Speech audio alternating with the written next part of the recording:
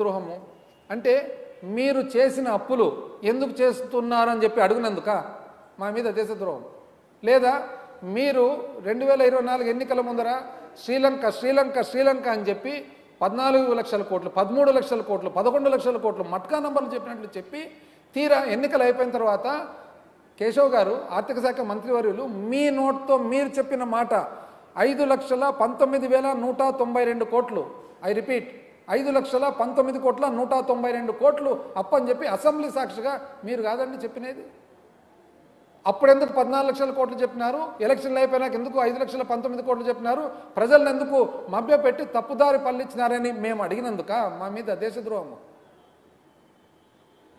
అంటే ఎన్నికల ముందర కరెంటు ఛార్జీలు పెంచనే పెంచము మాకు విద్యుత్ ఎట్లా తయారు చేయాలనో తెలుసు తక్కువకు చేస్తామని చెప్పి ఈరోజు ప్రతి